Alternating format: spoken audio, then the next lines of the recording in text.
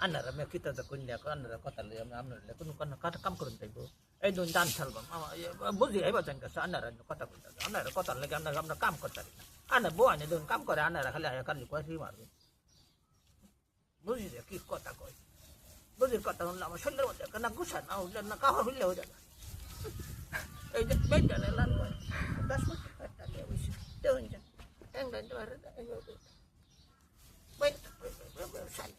আর বুঝি আই শুনিও আনারা যে কি সমস্যা আনারা বাইনা বাদ দে না খালি মারে মারে মারে খালি আর